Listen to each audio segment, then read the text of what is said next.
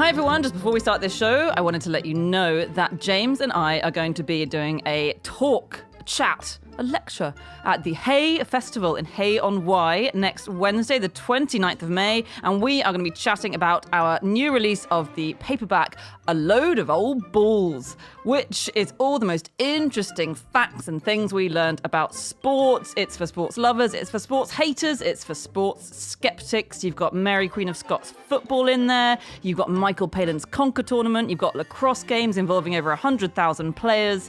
There's something for everyone. Do come and listen to us. Hay is such a fun festival anyway, so to get tickets for that, go to nosuchthingasafish.com/live, and while you're there, obviously buy tickets for our tour if you haven't already, which you should have. On with the show.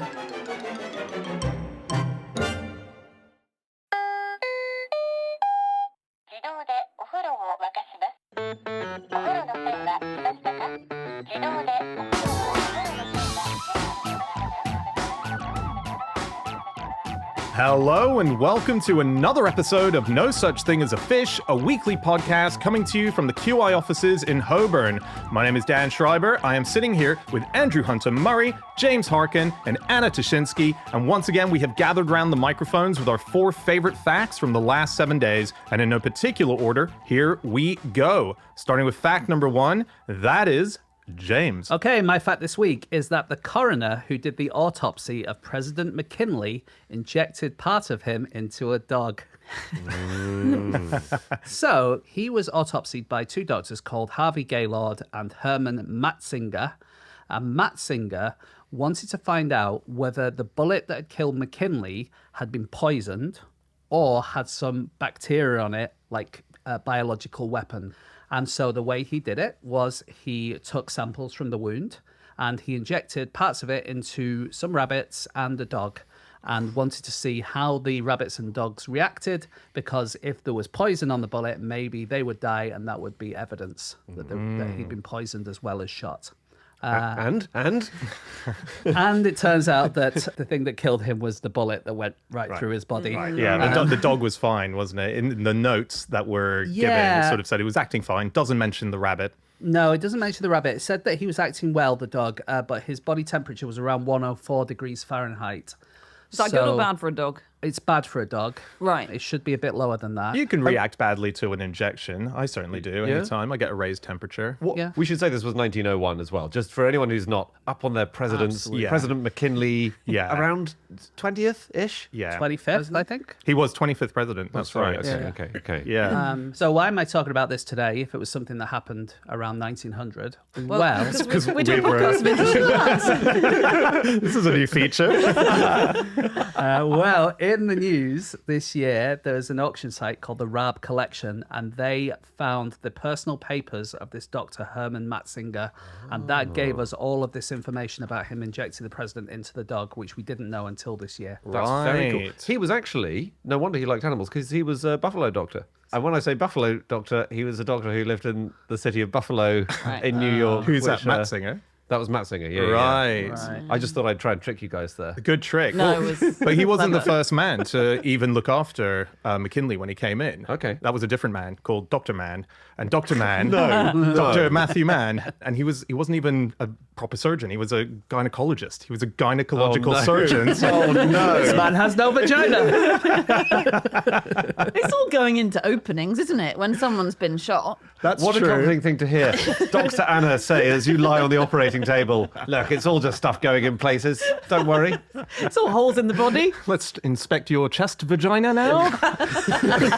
Oh, the exit vagina is a lot bigger. But the weird thing is, Thomas Edison gets involved at this point. Of course he does. He sent to Buffalo a new X-ray machine, which is exactly like first ever episode of the podcast, James President Garfield. Garfield's Yeah. shot. In that case, it was Alexander Graham Bell sending a proto-metal detector.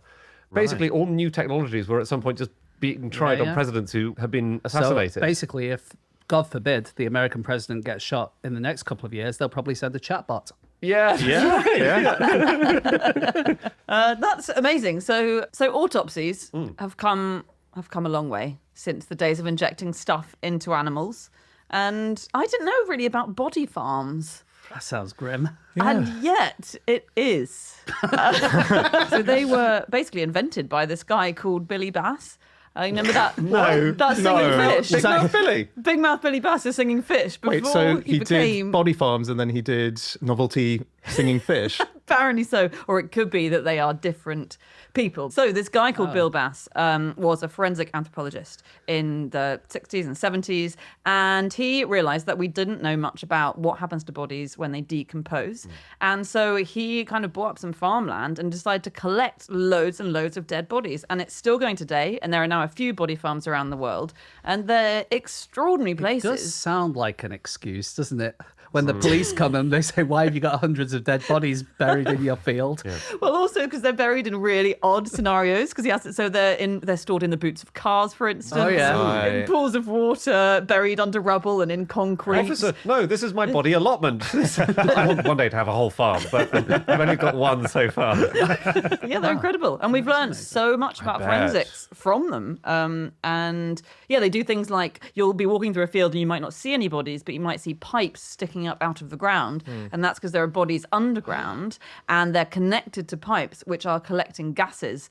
And the gases will determine what bodies smell of. Right. And that's so that we can develop machines in future that can detect them by smell. That is Oh, stunning. that's classy. Leaving your body to science like that is a really good thing to do. Yeah. As in, well, I hope Definitely. I have the gumption to do that. You know? Yeah. I thought that we established you won't have any body remaining after we got to it from last week's ep. It's a fun little callback if you haven't listened to last week's episode yet. Find out what's going to happen to me when these three get their hands on me. So the father of autopsy, what people call that, is a guy called Karl Rokitansky. And he came up with the idea of looking at the internal organs to diagnose disease on the outside.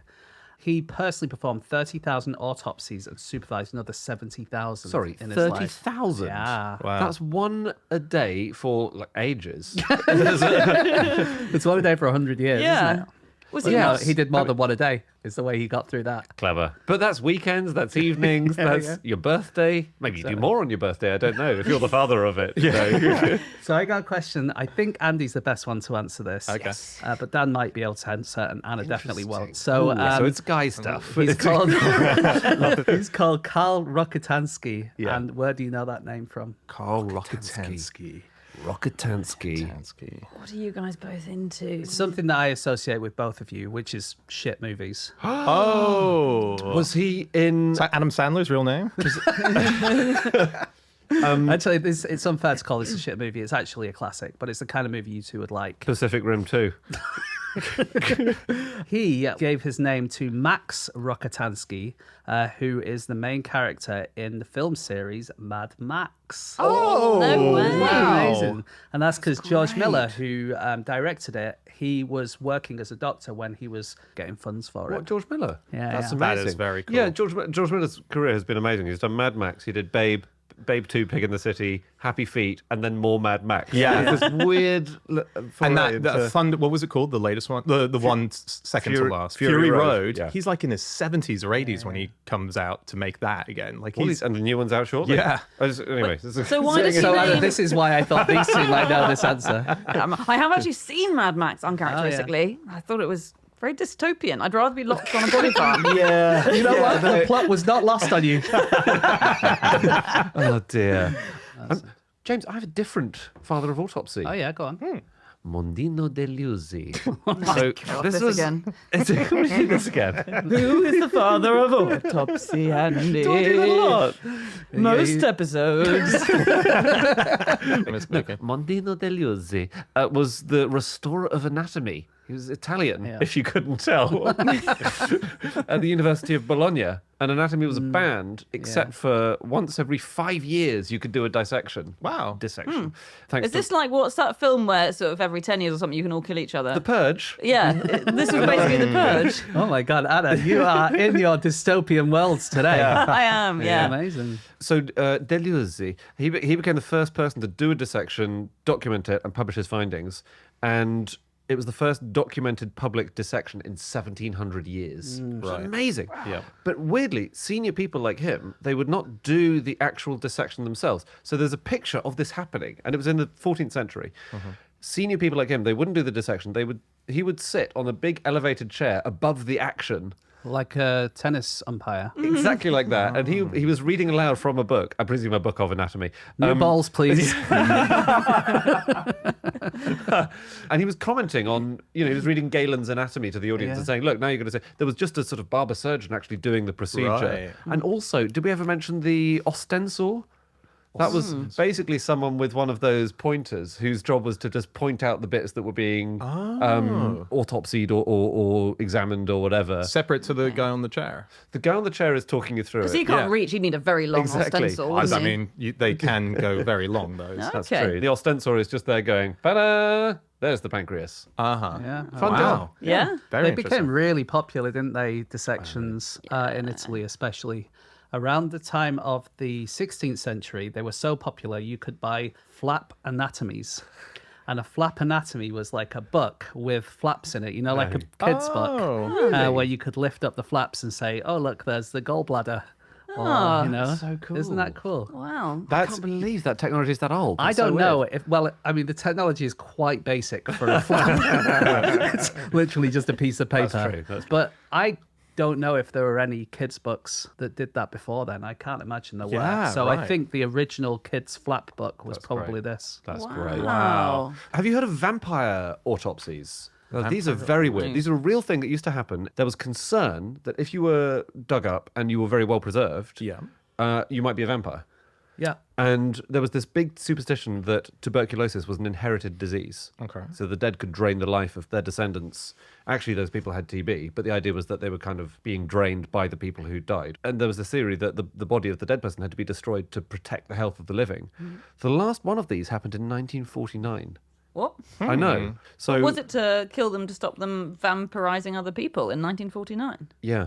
Right. Very weird. I should have done my spooky voice for that. Yeah. I read about a very interesting autopsy that happened in 1533. And it was an autopsy that was done on two children who were infant twins who were conjoined. And the question was, are these two children with two souls or one soul? And the autopsy was to determine that, to work out, is there one soul between two And kids? how many souls did they find? They found two. Oh, did they? Yeah, Oh, they okay. found That's two good. because there's a Greek idea that the soul resided in the heart, and they found two hearts within the conjoined twins. Therefore, that was the answer that they were given. But that was like a very theological, specific autopsy I happening. think the important part of that was that these children hadn't been baptized, but they would baptize people after their death, wouldn't they? And so if they only had one soul, they'd only have to have one baptism. But if they had two souls, they'd have to have two baptisms. Surely less effort just to do the double baptism. Just let's do two, cover our bases. Yeah, but if you're baptized twice, then that undoes the effect of the first baptism. Does it? Actually, yeah, it's like being bonked on the head by something and losing your memory. Oh, right. That's The exactly second right. bonk brings it back. Yeah. I see. Another autopsy, which was quite amazing, was a little bit later on in 2010. And this is the amazing stuff they can reveal now. So this was a robbery in Oregon, and it was two men in masks who tried to rob a cafe or coffee kiosk at gunpoint. And the guy who was managing the kiosk also whipped out a gun, because it's America. And he managed to shoot one of the people who was robbing him, but the other one got away. Now, they did an autopsy on the one robber that he'd shot, and they looked in his belly, and there was a still intact French fry in his stomach. Now, we know about how much French fries degrade and how quickly they digest. So they knew that he must have eaten a French fry sort of within the last hour. Not only that, but someone doing the autopsy managed to identify it as a Wendy's French fry. Come on. Give me a break. I think I could tell the difference between a Burger King and a McDonald's one for sure. There you go. Someone tasted it. They drew straws. Yeah. So some, lucky... So it's a Wendy's fry. Wendy's fry. So they just looked at all the nearby Wendy's restaurants because it couldn't have been more than an hour ago he ate it. And they looked at the security footage and there was one, within an hour. And they did indeed find the pictures of the two people on CCTV and Lord. found the other guy. Wow. I'm going to hear how they know it was a Wendy's fry. I mean, I believe it. I'm just curious. Yeah. Yeah, That's we gotta don't be have the Wendy's oils, here. right? So we don't have, if you can let us know if Wendy's fries are particularly, maybe they're the S-shaped or something. Moral of this story is always chew your food. That's a really good point. Why is the Yeah. fry intact? I mean, he's literally inhaled that fry, hasn't he? Oh my God, I'd be so easy to autopsy if I committed a crime. All my food enters my body completely intact.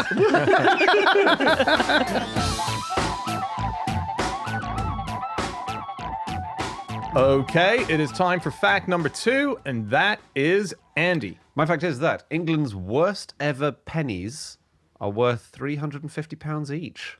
So they may be some of the best. These are coins called the Tealby pennies, right? And this is a story of a man. Well, why am I telling you this fact today? Well, I'll tell you. It's, Is this going to be a new feature now? 'Cause I'm going to start finding it quite tedious, I think. basically, there's a man called Tony House, which I love. He's a metal detectorist, and he was out detectoring away, and he found a stash of pennies, ancient ones. They're from the 12th century. He found one. And then he found 600 more. That's like if you see one ant in your house. Exactly. Yeah. And they're worth about 350 quid each. And the thing about them is they're really, really low quality coins. They are badly made. They're hard to read. The image is just hopelessly stamped. They're from the reign of Henry II. They're named after Tealby in Lincolnshire, which is where 5,000 of them were found in a huge cache in the 19th century. Cache. And they're just really ropey coins. So why are they worth so much? Just because they're old? Old now and Rare, maybe? They're pretty rare. Sounds like there are quite a lot of them. Well, I was on a numismatist website called Numsock, which was really good. It says this coinage is renowned for its ugly appearance, bad craftsmanship, and careless execution. To collect Tealby pennies in the first place brands you as a little strange. Yeah. Right. To be strange in the numismatist world is truly strangeness. I kind of absolutely love numismatism, in fact, even though it's really hard to say. And I love coin research because, it's so reliable. It's such reliable history. There's no spurious, what was this used for? Because all the information that you need is on this coin. It's like, there's a date, there's a face, it's a physical thing. And You're saying we have no mystery coins that we don't know the stories behind? Oh, yeah. I mean, we will have some mystery coins. Don't worry, Dan. There are the alien theories out there, I'm sure. Good. For you. It's all my research. But people are also so obsessed. I was on a Reddit thread which was started by someone who said, I ranked all the Roman emperors for their coinage based on its artistic value, variety, collectability, and historical value. Feel free to ask me about the rankings. And everyone did. That is really tragic if no one answers that. Oh, don't you worry. Anyone? Thousands. I can tell you that Claudius wasn't high enough. And Claudius, of course, was responsible for the return to realism instead of the vaguely Hellenistic idealism on previous coins. So he should have had at least an A rank, according to one person. Okay. One person just said, I feel insulted you ranked Nero as high as Augustus. And this is not as an emperor. This is his coinage. Amazing. You were saying about there being no dubious coins, Anna, which you did backtrack on in fairness, but I have an interesting thing that I found, which is about rainbow cups. Don't know if you guys found this. Was it related to the moon cup? In the fact that they're cup shaped, both. Okay. Only. Okay. So these are coins that are cup shaped, and you find them especially in Germany, and you'll find them in fields. But these are often found after it had been raining, but then it was sunny straight afterwards. Because not only are they kind of pushed forward by the muddiness, but also water gets into the cupness and it shines, and they're really easy to find because the that's reflection lovely. of the light comes off. And people associated them with rainbows. And lovely. according to Discover magazine, which is usually a pretty good source, this is the reason that we have like a crock of gold at the end of a rainbow. Because people, whenever there was a rainbow, they would find these cup-shaped Very coins. good. That's awesome. And apparently there were tribes of southern Germany that were Celtic tribes that moved up into Ireland, and that's why the Irish associate it with like leprechauns. And I all that love kind of stuff. that. That's amazing. Isn't that cool? Yeah, That's that's brilliant. really cool. That's great. I've got a favourite coin. Okay. Have you heard of the double eagle? This is an American coin, and it was a $10 coin issued in 1933.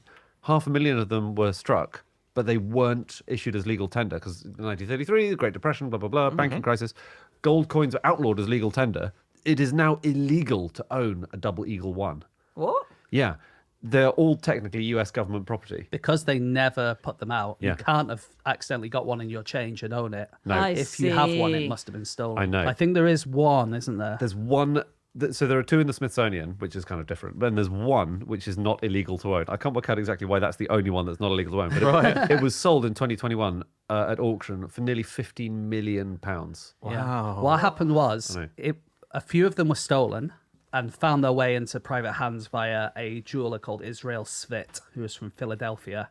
And when they came to light, they would just get confiscated because you weren't allowed to have them. But one of them got sold to King Farouk of Egypt, And he wrote to the Treasury Department and said, I have this coin. Is it okay if I keep it? And they hadn't discovered the theft at that stage, so they didn't realize that they'd been stolen. And so they replied to him saying, yeah, you can keep it. Wow, and that's the one. That's the one that if it ever comes up is the one that gets sold in auction. Amazing. That's amazing. Wow. So that's, I think, unique. That is. Yeah, that's really cool. Just while we're on American coins, in 2007, there was a coin that was minted which had an image of JFK on it. And if you pressed a button on the coin, it played a short excerpt of his Ich bin ein Berliner. So it had little technology in it to Now, I do don't that. believe that was legal tender. Surely. Do you know where that was minted? What country that was for? Germany. Sounds it right? Mongolia. Lovely. Do you guys know that the first book written about the history of the coin was called The Ass and Party Bus? The ass and party bus? Is that right? Is that a Latin book? Yeah. I see. It's actually De Ass et Partibus, so I have translated two of the words. Of ass Something and... Partibus means like parts. parts of. Yeah. And ass was like an old Roman coin, Oh, that's great. published in 1514 by Huam Bud, and to be honest, is quite boring. It's like But you read the whole thing, presumably. Yeah, the first 10 pages are about the etymology of the word ass. And then it goes on I about... bet you read that so voraciously, desperately hoping for some Something will comedy. come up. Something will come up. One thing.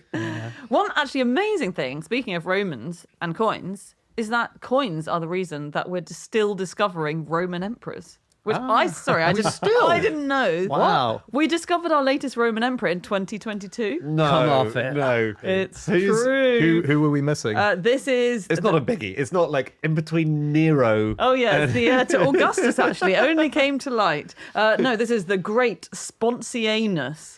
And All right. Yeah, that sounds like a legit one. Hi, I'm doing. Would you like to sponsor my anus? this is from, well, we think it's from the disastrous century, whatever it's called, the crisis century in the Roman period, which was like the 3rd century when it was all falling to pieces and there were sort of 1900 emperors.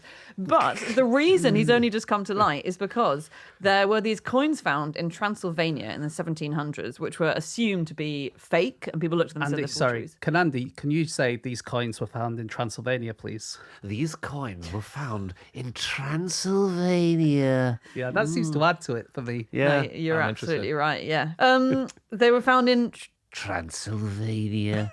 the 1700s, and they had a picture of this bloke, and it said Spontianus under it, and Spontianus. just doesn't work when you do No. it. Anyway, it was decided that they were fakes, and it was only in 2022 that analysis of them actually concluded they were probably real. And so we've literally just found out that there was a amazing. Roman emperor is sometime amazing. between 248 and 253 AD. Would have Okay. been. Wow. So in that 5 Very year much a bracket. sort of Liz Truss style. Blink and you'll miss him. Yeah, I think it was an in and out job. And just one coin so far, did you say? I think there are a couple. I believe there are 2 coins. Did you hear about the Eidmar Aureus? So there's another Roman coin. Is this the, like, after Caesar was killed? Yes. Oh, This the is Ides like of it. Mars. This is an amazing coin. This is a coin that celebrates the assassination of Julius Caesar, minted by Brutus, and it has the inscription Eidmar, which is Ides of March. And it has their daggers on. Brutus and Cassius's daggers are depicted. It's crazy. It's like immediately after almost, right? Like, Yeah. like it's like merch. That's Yeah. kind of what they did, though, wasn't it? It was like, get rid of the old emperor. How do you do it? Well, let's just mint a load of coins. Yeah. Yeah. Yeah. Mad. The interestingly, Julius Caesar was the first known autopsy that we have evidence Really? of. Yeah. Was that required? As Well, in- they found out that he was stabbed 23 times. right. I mean, that. Yeah, like. But was there poison on the dagger, which was the actual cause of death? I can't deal with this many vaginas. But they wanted to find out which of the stabbings was the one that killed him. No. Yeah. How did they? No offense to the Romans. How did they think they were going to be able to do that? Surely it would have been some combination of the 23 that did it. I could tell you because most of them were either in the face or the groin. It was found. Face. I didn't dear, know I didn't that. know Yeah, that. yeah. Wow. And it was just 1 or 2, and I think one of them went through the side of his arm and into his artery. Right, okay. So they decided that was it. Wow. Anyway, Blimey. In the groin. Was that deliberate? yeah, Doesn't seem inadvertent, does it? yeah. Going for the crotch. Coin villain. Henry VIII. Really? Yeah, but the numismatist's foe. dear. So he wasted lots of money on wars with foreigners, basically. And he debased the currency. He issued new coins where he'd put copper in the silver coins just to make the silver go a bit further, basically. And it caused mayhem. People were hoarding their good coins from the before times, which were still worth every bit of silver in them, and they left the bad ones in circulation. Foreign bankers refused to accept English money. They were asking for gold instead. It was a disaster. And then, a few years after he dies, Elizabeth I came to the throne, sort of 15 years later. She had to recall every single coin in the kingdom and melt them down and reissue proper coins. You have like a coin amnesty. Everyone come and hand your coins in at the forum. Pretty much. They had those, those machines where you pour all your coins in and it gives you a little slip. They had those. Not the ones with the tray going back and forward. Is that what they're doing? Are they collecting my coins? Well, they are collecting your coins effectively. Those things, by the way, they were invented by, I can't remember who it was now, but they were invented, and the person who invented them thought that they would only last 1 year. Because there'd been quite a few of these kind of amusements that had come and gone really quickly. And so they invented them. They didn't patent them. They made a load of them, and then they became really successful. And now you could just make them without any patents. I didn't realize that. Yeah, and the original one had the big hole in the middle, which your coins would go in, so they would make money. Whereas now the holes are hidden. So when the coins are being pushed, there's holes on the side that you can't see, and that's where the coins kind of fall into, and that's the cut that the machines. hell? So I'm not aiming. I don't want to get into those holes. No, so think about it. I want to get into the big hole in the middle. Every coin you put in theory, is going to come out again, right? So how do they make money? Well, the way they make money is they have hidden holes which the coins fall down and go into the bank. Wait, why would every coin in theory be coming out again? I just thought they got more and more and more coins until the whole thing exploded. Until the whole thing was full of coins. Yeah, exactly. Someone's using those machines and they're just crammed. You've never seen one of them fall to top. The thing is coins. that you fill them with coins to start off with, because you've never turned up to one of those and there's no coins in it. Just a little sign saying, please. So they fill them with coins, and then in theory, everyone you put in is going to push another one out. I did not know there were side things. I just thought they built up, and then at night people came by and siphoned and stacked them artfully, so the next day none of them would fall in the hole. That might happen as well. Those machines are great. I love them so much. I Yeah. spend so much of my money on them. Yeah, they are amazing. I love just them as love well. them. You know those penny collection machines, actually?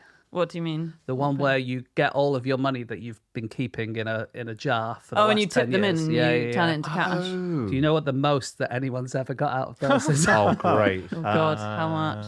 So I think I mentioned on the show once that I did it in Australia, and I think I got $300 or $400 out of it. What? Yeah. How much? Oh, yeah, You're that's pouring in right. coppers into a machine. You got $400. Wasn't all coppers, there was some 50 cents. Right. What Looney Tunes bank robbery had you just done to have $400 in small It was coins? all of Bean's money they'd been collecting over the years. Well wasn't it? remembered. He just spills change everywhere, never picks it up, and I was unemployed. So I thought, I'm going to try and contribute to this little domestic economy. Go on, who's beaten my record then? Yeah, what is it? It's, so- 2,000, I'm going to say. No, the record is $13,084.59. I've been behind that person in the queue. There's a man in Alabama, and he had to have all of his coins delivered to the bank to do this, because obviously there were so many of them he couldn't carry them, and it took 7 hours to count them all. And his collection weighed more than 4.5 tons. Goodness. Why did he stop? Um, The fool. Yes, what a weird. Again, that's an inside-out logic. I would have gone for why did he start? it does feel like perhaps there was someone else in his house who asked him Right. to do it. Yeah, fair enough. I don't know. Have you guys heard of Christopher Ironside? He was the designer behind the first decimal coins that we had in 1969 in the UK, right? And so he designed the 50p. That was the first thing that he designed all of the coins. I'm so sorry. I think it was 71. No, But that maybe he was- designed them these- early. No, there was some that came out earlier. Were there? 71 was decimalization, but there were a few earlier decimal coins. Right. That's confusing. That is confusing. Yeah. I mean, the whole decimalization thing sounds confusing, to be fair. Oh, you would have loved the Daily Mail in 1971. Why aren't there 240 anymore? But so there was sort of an announcement that Britain was going to be heading this way, but the Royal Mint didn't say who was designing the coins, but they they had picked this guy, Christopher Ironside, and he had to do it in secrecy from 1962 all the way to 1968.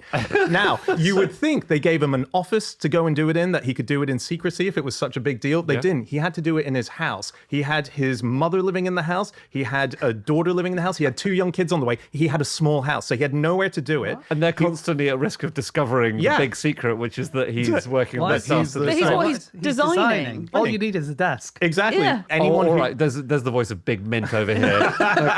They could give him a room in the building, I would say. Exactly. I'm not saying they couldn't do that, but I'm just saying that the fact that he's working from home, like many of us does today. Yeah. But if I was working from home and I couldn't let my wife find out that I was working on a podcast, it might be tricky. Would it? Yeah. No. Oh, yeah. Oh, what's this microphone for? Well, she's at home because she's got 2 kids on the way. And she's finding drawings of 50p coins around the place. She's saying, "What's this? No, it's nothing." So I think she gets into it because she becomes the model for Britannica on the back of the 50p coin. Her name was Jean, and we were talking last week about Uma Thurman's grandmother. Well, we now know who was basically the model for Britannica. Right. But he had to hide it from all his friends who would come over and so on. So he had a big cloth that he would put over his What did desk. he claim he was doing? Did he say he was a spy? And actually, It kind of felt like it, It but just doesn't feel hard to hide drawing a picture of Britannica. no, he was making the molds. He was doing all Still, the molds. Do you know how Yeah. big a coin is? Yeah, totally. But like, you James, know, I think this guy had a rough time. I do. I've got to say. I want to know why it took him 6 years to design. Yeah. What, like 5 coins? Because he was constantly trying to hide his tiny molds everywhere. I think it was As he reports into the office every quarter, no, sorry, no, my mother-in-law came into the room. well, they had Just to. as I was making the molds, and then I had to throw it out of the window into the garden. And then someone walked past the garden and I had to go and bury it in the garden. And then a fox dug it up, you see, that's the problem. So I will need another 3 years, I'm afraid, to complete the molds. They had to delay one of the coins because he found his daughter at the desk putting into the putty her knife or whatever, and it completely ruined the coin. So he had to That's so redesign the funny. coin. His whole family, I imagine, is just going, "Darling, we don't care. It's something to do with the coin. We couldn't care less. It's dinner time." Oh, that's so good. That's hilarious. Just very quickly before we go, crypto coins that exist include the Yeti coin, Brilliant. the golf coin, Yeah. the Mossland coin, Ooh. the egregious fish token, and the AP wine coin. No way. Get out! What? For me. They've minted a coin for me. It's a crypto coin. I'll explain later. Oh, right, yes. Just send me your bank details.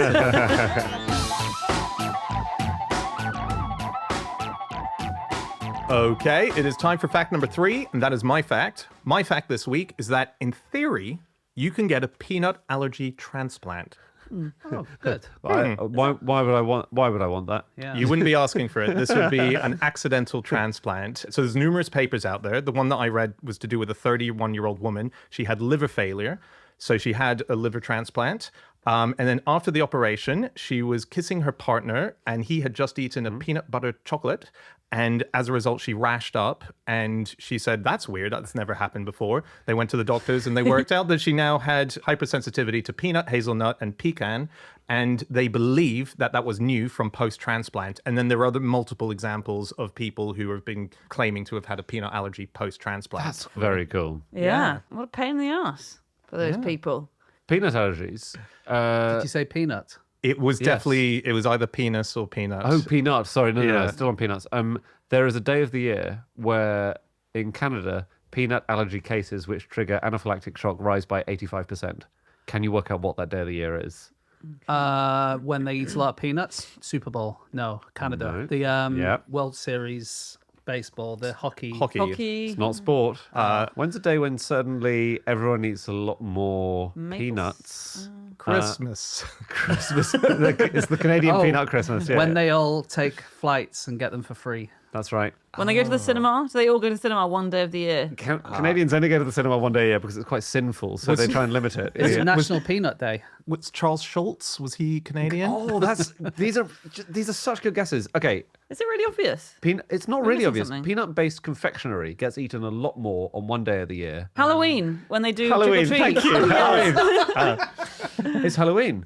You get children going house to house, having a lot of confectionery. Maybe they didn't know they've got a peanut allergy, or maybe they are, they're just excited and they have some unfamiliar confectionery, and they already knew about it. But yeah, that's 85%. Easter is 60% rise. I Really? guess chocolate containing peanuts. and Yeah. derivatives It's and amazing how much it's changed over the last 20 years or so, isn't it? It's bizarre. Like the number of people who are allergic to peanuts just 20 years ago is so much lower than it is today. Really? So much, and no one really knows why. No, 1995 to 2016, there's been a 5-fold increase in the UK in peanut allergies and more in other places. And yeah, as James says, we're not really sure why. It's much more in industrialized countries. Could be to do with the fact that we are not getting as many parasites, they think. And I think the immune system uses a similar mechanism to fight parasites as it does to flare up in allergies. Yeah. We just don't know, but it's rocketing. It is, and definitely like the more that you live in a city, the more likely you are to have it. So seems like it's something to do with not being exposed to natural environments, possibly vitamin D, sunlight. Apparently people with a vitamin D deficiency are 11 times more likely to have a peanut allergy. Really? But that might not be. That might be just that the two things are related to a third thing. We just don't know. Yeah. One way of stopping getting allergies is to desensitize yourself by having small amounts of it, right? This doesn't work in all cases, but it's a very common way of treating them. And for that reason, there's a new kind of toothpaste that's been invented, which has got little tiny bits of peanut in it. And the that's idea brilliant. is that you have this toothpaste and it desensitizes your immune system to the allergens. Nut paste. Not paste. Give your kids nut paste today. Is that? I think we can go back to the branding drawing board before we start printing the packets. Ironically, they all just get stuck in your teeth. So then you need to use an actual normal toothpaste to get rid of it, presumably. Yeah. You can be, of course, allergic to peanuts. Penis, yeah. Oh. Post-orgasmic illness syndrome is where you get like flu-like symptoms, rashes, itching after sex. But it has been caused in a few cases by men being allergic to their own semen. Their own. Their own semen, yeah. Oh no. There is a cure, thank God. What is the? Is it? Are we back to nut paste, basically? We are, I'm afraid. No. It's multiple subcutaneous injections of the semen in question. I think I'll just stay ill for life. Thank you very much. Yeah, so you Just get putting very, little very bits- tiny bits of the semen, and you would inject it under the skin, and your body would learn to Not to on your do it. toothbrush. Wow. Yeah. Scientists get allergic to the thing they're researching quite frequently because you're exposed to it day after day. There was a great piece, I think it was The Atlantic, about a scientist called Brian Fry. He studies snake venom and has since become allergic, not to venom, but to snakes in general. Really? Yeah.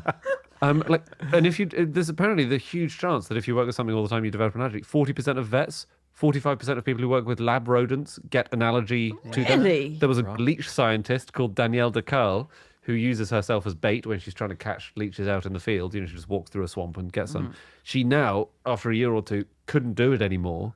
And her hand started swelling up massively if she was trying to feed a leech in the lab on her blood. And she had to feed them pig blood instead. That's read weird that- though, isn't it? Because obviously you're supposed to sensitize yourself up until a certain point. Yeah. But maybe you can be overexposed. Like if I'm eating peanut butter on a daily basis and a lot, does that mean I eventually might then become Might do. sensitized I again? read the article and it said 25 to 60% of people who work with insects become allergic to them. So people who work with bees might come out in hives. Right. Hey! Lovely. Now I think about it, people keep telling me that because I love milk and I drink milk a lot, that I will become allergic to milk by the amount of milk that I drink. And I Don't believe- listen to those people. Do you know who told me it? It was Ash Gardner. Oh, did he? Who did our theme tune, for anyone who doesn't know, who stopped drinking milk because he thinks he became allergic from drinking so much as a kid. I think I'm right in saying that. There's an interesting thing where people who think they are allergic to things in double blind tests, quite a high percentage of people turn out not to be allergic to them after all. Right. Just on the quickly jumping back to allergy transplants, and just the idea of things being transplanted when you take in a body part from a donor. I read an article from a lady who said that her personality changed after a kidney transplant, where instead of reading celebrity trash and watching celebrity trash, she started reading Jane Austen. And that was purely That's off awful, the like- back. From the kidney? She's saying she got a brainy kidney. She said there's a pseudoscience theory, which is the idea that you inherit traits of a person that you might take Yeah, something off, and there's It's so many There's a guy called Dr. Hagen, who's an ER doctor, who claims that he inherited a love of avocados and barbecues after he got a transplant. Like, I don't know, maybe if your digestive system responds to certain food Yeah. stuff, seems more likely than liking trash magazines compared to Jane Austen. Yeah. To be fair to the ER doctor. Yeah, fair enough. He got in contact with the family because it was like a murder trial that she'd been killed in. He went to the trial and the family took him in and they did prayers together. And then he went back to their house and the sentence reads, he learned she loved avocados and barbecues. Oh, and there's such unusual things that people like that could only possibly have come from this ridiculous idea. Well, he never used to cry during movies as well. As a surgeon, you're trained not to cry. And then after surgery, he kept crying and kept crying. And as well as learning that this lady loved avocados and barbecues, she was also an emotionally passionate woman. But there's a doctor who believes that as a patient's about to go into surgery to receive their transplant, a few bit of details might come out about the person they're getting the transplant from, and they embed that in a really emotional moment before they're about to go down, and it goes into their psyche rather than it being a physical transplant. Imagine, by the way, the kidney that you're receiving comes from someone who loved avocado. Okay, go under. There is a lot that we obviously don't know at all. Like, we've talked about fecal transplants before. Oh, yeah. And how you can actually transplant unexpected things in them. It is thought, and then we're in very early days of fecal What changes transplants. with my personality if I get someone else's poo in me? Depends whose poo you get. Which one of our poo do you want? And then I'll tell you what you'll get. We'll save that for our therapy session after the show again.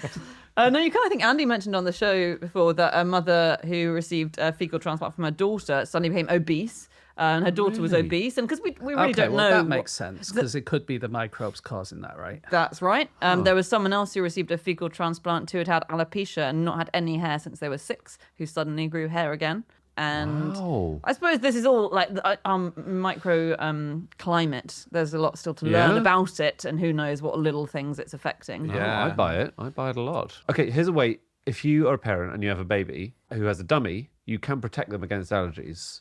How do you do it? Never let them take the dummy out so no food can get into the mouth. That's right. That's right. Can Plug 'em up. anyone think of a second method? I know the answer to this because I've accidentally been doing it. All my 3 kids. I've seen you lives. doing it Yeah. as well. Oh, well, Yeah. that must be you sucking on the dummy as well? Yeah. Is it really? Yeah. Dan still has a dummy. He doesn't like to admit it, but it's oh, God. Oh, my God. Oh my God, Dan. For the listener, Dan has just got a dummy out of his pocket and popped it in. We assume it came out of his pocket. We didn't see where it came It from. certainly came from below the table. That's incredibly, Dan, wow. That's really disturbing. It's weird was- how disturbing that is to see. Well, I didn't know I had it in my pocket until I was coming in this morning, and I felt it, and I was like, "Oh, I've got Kit's dummy. What's he got of yours? Where's my research notes?" That would explain so much.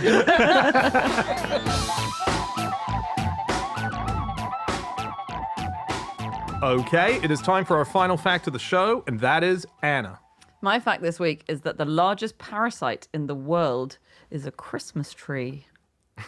Ooh. Feels a bit political. Feels like you're saying Christmas is rubbish. Okay. Like it's feeding on ordinary families, trying to make them spend all their money on Christmas. Basically, it's capitalism, and capitalism is a parasite on the working Good point. person. Christianity, Yeah. actually, organised religion of any form is a parasite on our society. Man. All right, put down your joints. Put down that old wacky backy. Welcome to the Dadcast. This is a different kind of Christmas tree to what you might be thinking. It's the Australian Christmas tree. And the Australian Christmas tree is different to our British Christmas trees. Upside down. It's not upside down. It's actually very beautiful. It's also known as all the baubles are made of cork. They're not used as Christmas trees, we should add, in Australia. We use the classic Christmas tree in Australia. Yep, you do. You Australians listening do use the classic Christmas tree. These are known as mungi or mood jar trees as well, but they get called the Australian Christmas tree because they flower in December. And they're endemic to Noongar County in Western Australia. And they're really beautiful, actually. And they grow in very barren landscape. And they're bright yellow flowers when they flower. So they're like, fires all over the desert. But they are also parasites. And it's so amazing. So their roots can steal from other plants that are up to 110 meters away. by slithering under the ground to this other plant, and then the plant root wraps around the other plant's root and then injects a spike into it and can just suck out all their nutrients. It's extraordinary. It's amazing. It's so cool. It's actually zombie stuff. It's tipped me over into believing in plant sentience now because You were always so skeptical about that. I have been. I've been on the fence. I've been on the line. But this is just extraordinary what it does. The thing that tipped me over is that it's a beautiful looking tree. So even when they are cutting down areas where this tree grows, they'll cut everything down but this hot tree that just looks so cool. And then it feeds tree. off the grass. That's basically what it is. It's like that's a sexy tree. We're keeping that up. Yeah. It's evolved to be, I assume, a good looking tree to the human eye. No. Yeah. You assume wrong, but it is amazing. It's striking what it does. It's Yeah, it pretty spooky stuff, if you don't mind me saying so. As in it's so aggressive. It's yet another bit of evidence of like the Australian version of everything is much more lethal than the non-Australian version. So it'll attack power cables. It can slice through power cables because it's so powerful. This wraparound organ it has. Sometimes I read it steals juice from its own roots. Yes. That's embarrassing. It's That's very So what embarrassing. it's trying to do is get the juice from the power cable because it thinks that's a root. Yeah. Yes. But actually, it's just... It's not just trying to contact its friends No. on the phone on the other side of Well, Australia. maybe it would be trying to contact aliens because there was one time there was a space tracking station in Western Australia which was connected by underground cables and it got into those as well. Really? Yeah. And getting it from its own roots is an accident as well. It is an accident. Yeah, yes. yeah. It just finds something else. So I don't know if you guys had or the listener has, but I'd never heard of parasitic plants before. As in, I didn't really recognize that this relies entirely on stealing other juices I from other suppose places. the most famous one is mistletoe, of which this is a type of mistletoe, Yes. isn't it? Yeah, Yeah. yeah. So yeah, mistletoe famously just grows on other trees. Grows on other trees. Photosynthesis is not a thing for it, so it just relies entirely on it. But just the idea that this needs other living things to live is extraordinary. It explodes your year 9 biology when you learn about how plants survive, when actually there are thousands of plants that aren't doing any of that shit. They're not bothering with all this complicated chemical equation with their leaves. They just jab into other plants. Yeah, I think there are there's been 4,000 cowboys. species. Have you guys heard of Hydnora africana? No. No. According to one website I read, and I quote, "No plant looks more like a labia than the Hydnora africana. This flower not only has teeth-like traps to lure insects into leaving or picking up their pollen, but emits a feces-like scent to attract dung beetles."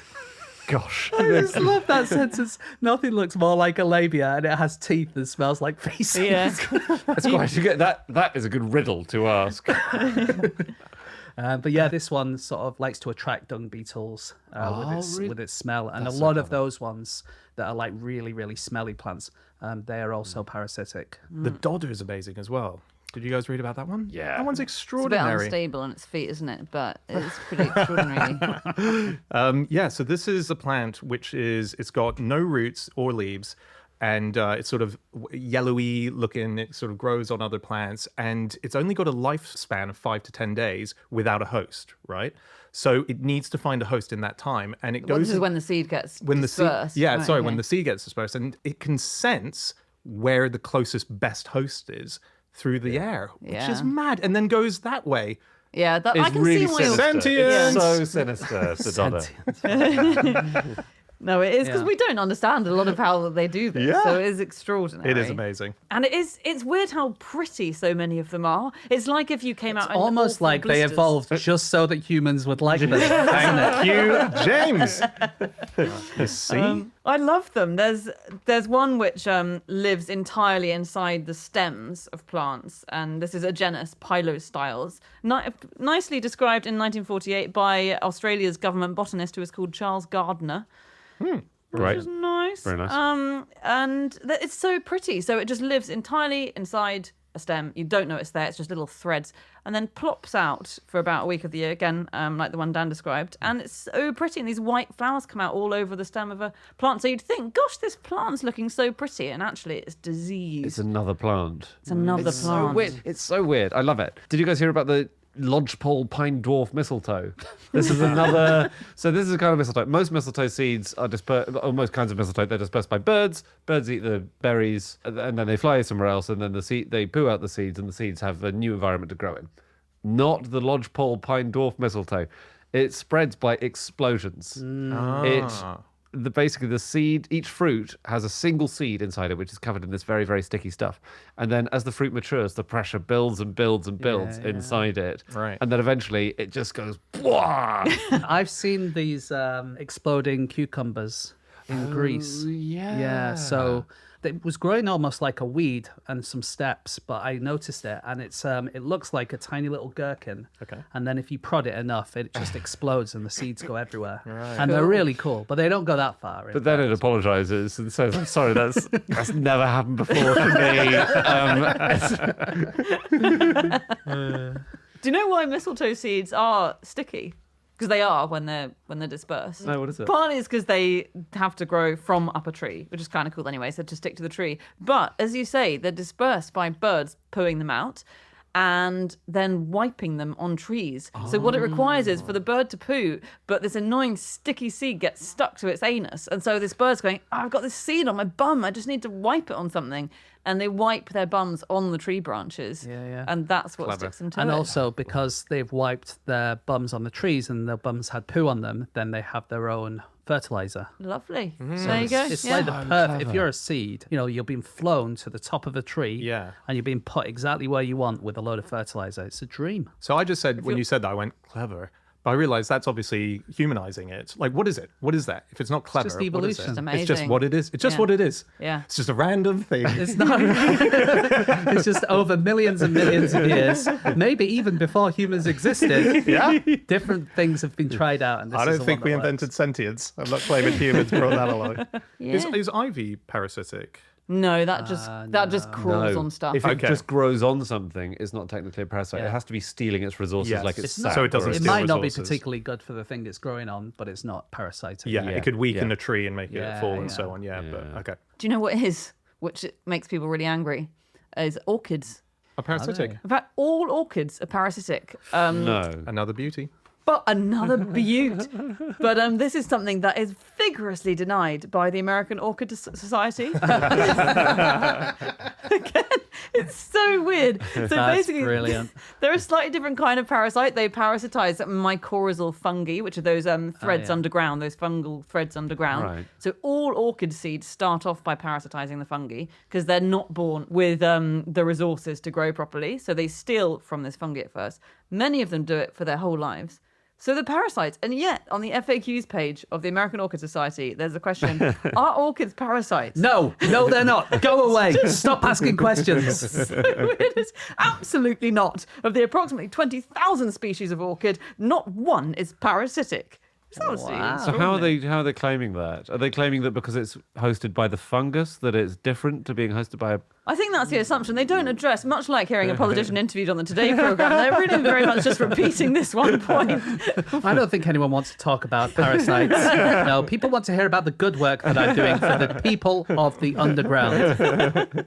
Exactly. I think I've been very down on sentient plants throughout this, but I do think fungi are evil. Oh, yeah, that's a good point. So there is a mushroom called Fusarium xerophyllum. This is amazing. So it will find a plant called the xeris plant and it will sterilize it so it can't make flowers. Right.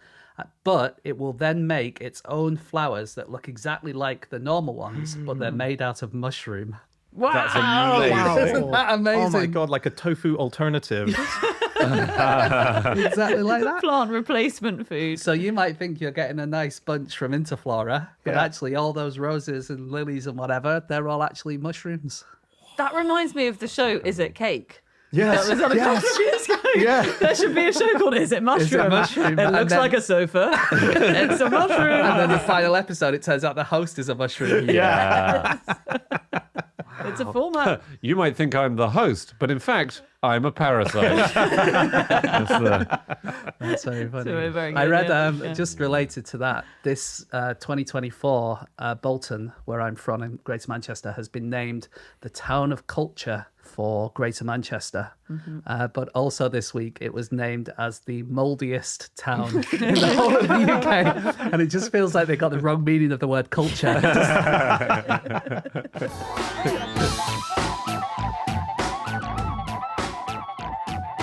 Okay, that's it. That is all of our facts. Thank you so much for listening. If you'd like to get in contact with any of us about the things that we have said over the course of this podcast, we can all be found on our various social media accounts.